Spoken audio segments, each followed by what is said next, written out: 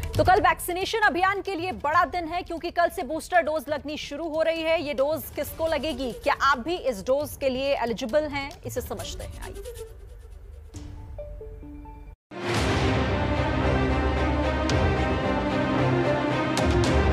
Precaution की दृष्टि से सरकार ने निर्णय लिया है कि हेल्थ केयर और फ्रंटलाइन वर्कर्स को वैक्सीन की प्रिकॉशन डोज भी प्रारंभ की जाए। इसकी शुरुआत 2022 में 10 जनवरी सोमवार के दिन से की जाएगी। हिंदुस्तान के वैक्सीनेशन अभियान में एक नया मील का पत्थर शामिल होने वाला है। ये मील का पत्थर है वैक्सीन की बूस्टर डोज, जिसका काउंटडाउन शुरू हो चुका है।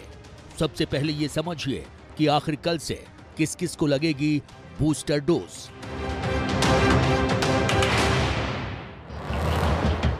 Health care workers, frontline workers और 60 साल से ज्यादा उम्र के बुजुर्ग।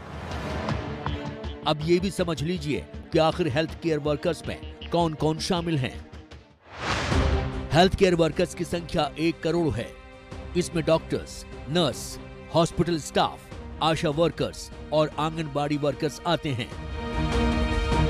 हेल्थ केयर वर्कर्स का ठीक होना जरूरी है, क्योंकि अगर वो ही बीमार हो गए तो बीमारों को ठीक कौन करेगा।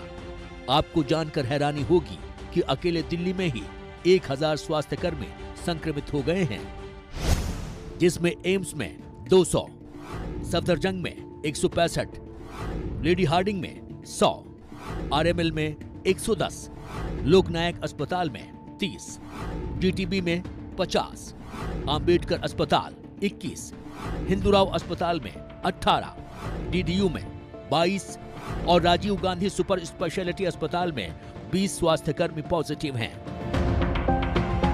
अब बात फ्रंटलाइन वर्कर्स की कर लेते हैं, जिनका फिट रहना हमारे, आपके, पूरे देश के लिए जरूरी है। फ्रंटलाइन वर्कर्स की संख्या 2 करोड़ है। इसमें पुलिसकर्मी, केंद्रीय सुरक्षा बल, सेना के जवान, होमगार्ड, सिविल डिफेंस संगठन, डिजास्टर मैनेजमेंट वॉलंटियर्स और नगर निकाय कर्मी आते हैं। फ्रंटलाइन और हेल्थ केयर वर्कर्स के अलावा बुजुर्गों को भी बूस्टर डोज लगेगी। आपके घर पर कोई बुजुर्ग है तो आपके लिए इन नियमों को जानना जरूरी है। देश में 60 साल से ऊपर के लोगों की आबादी करीब 12 करोड़ है। 60 से ज्यादा उम्र के बीमार बुजुर्गों को बूस्टर डोज लगेगी। बीमारी के सर्टिफिकेट की जरूरत नहीं है। हालांकि अपने डॉक्टर से सलाह के बाद ही बूस्टर डोज लेने को कहा गया है। दूसरी डोज लेने के 9 महीने बाद बूस्टर डोज लग सकती है। इस वक्त देश कोरोना के खिलाफ अहम लड़ाई लड़ रहा है। तीसरी लहर पूरी तरह कहर बरपा रही है। उम्मीद है बूस्टर डोज से वायरस के खिलाफ जंग मजबूती से लड़ी जाएगी और हम कोरोना के खिलाफ इस बार भी जीतेंगे।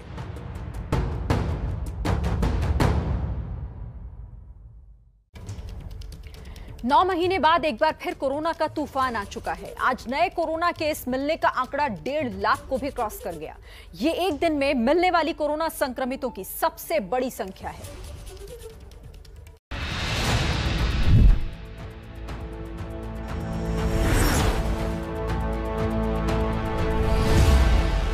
रविवार को 1,59,632 नए कोरोना मामले सामने आए।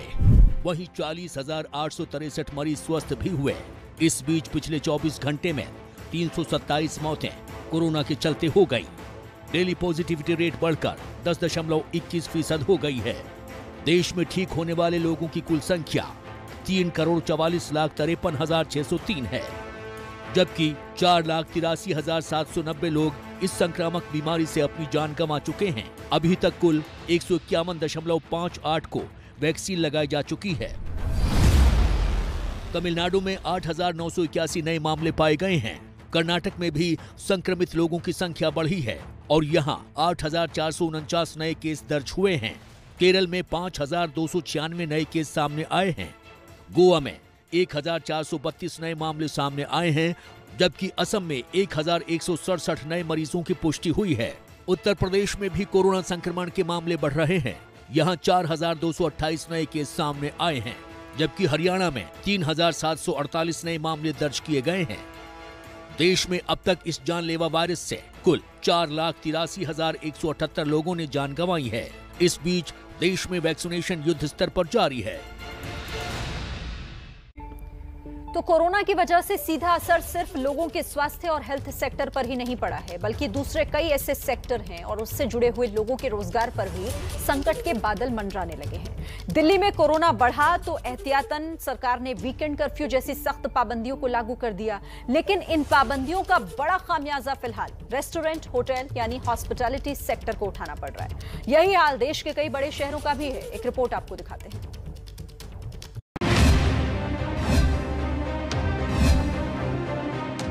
कोरोना की तीसरी लहर के चलते सिर्फ स्वास्थ्य सेवाएं ही नहीं बल्कि लोगों के रोजगार पर भी संकट के बादल मंडराने लगे हैं। लॉकडाउन के दौरान देश भर के होटल, रेस्टोरेंट भी बंद रहे और राजधानी दिल्ली में ही बीते 2 वर्ष में करीब 200 गेस्ट हाउस पूरी तरह बंद हो गए।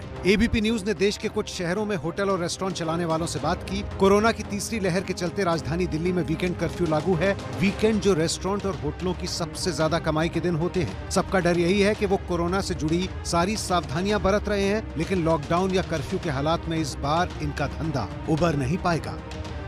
कोरोना के खतरे की वजह से सिर्फ स्वास्थ्य सेवाओं पर ही नहीं बल्कि हॉस्पिटैलिटी सेक्टर जैसे होटल और रेस्टोरेंट के कारोबार पर भी बुरा असर पड़ा है। बीते 2 साल के कोरोना काल के बाद हॉस्पिटैलिटी सेक्टर में थोड़ा सुधार दिख ही रहा था कि कोरोना की तीसरी लहर की वजह से इस इंडस्ट्री को खासा नुकसान उठाना पड़ रहा है। कहीं 70% तो कहीं 90% तक कारोबार में कमी देखी गई है।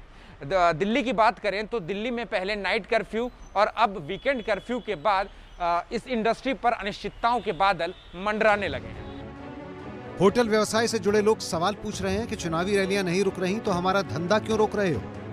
हमारा जो बिजनेस है वो 2 साल से बिल्कुल ही 90%, 99% थोड़ा सा अब उठा था, फिर से वो अब डाउन हो गया है। बहुत मुश्किल है क्योंकि सारा स्टाफ जो है बहुत पुराना है और उनके छोटे छोटे बच्चे हैं, वो कहाँ से सरवाइव करेंगे। रैलियाँ ख़त्म होनी चाहिए।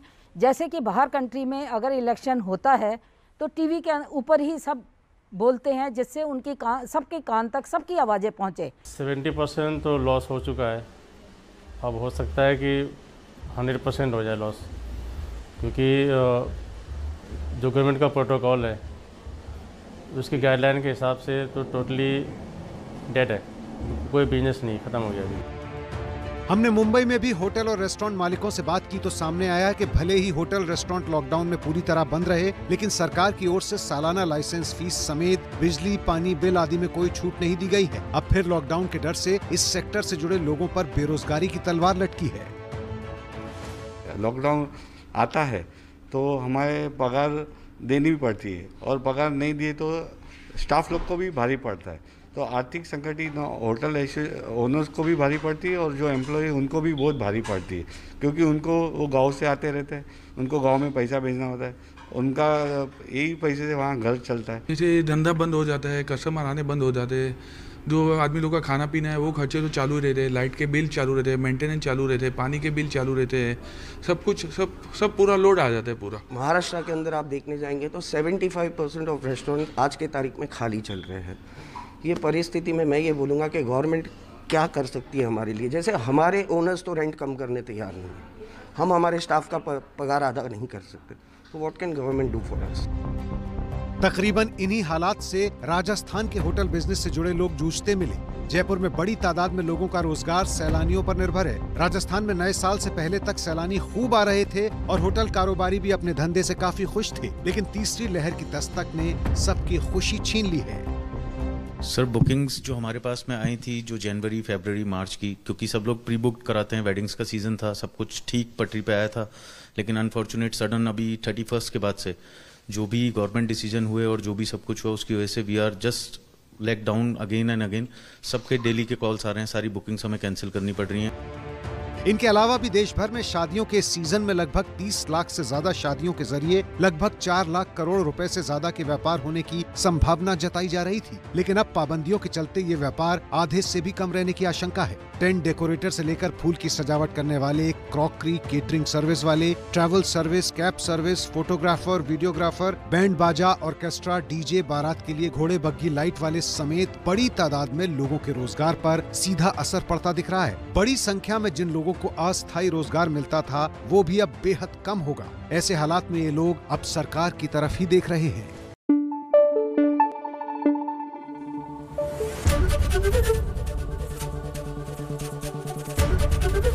एबीपी न्यूज आपको रखे आगे।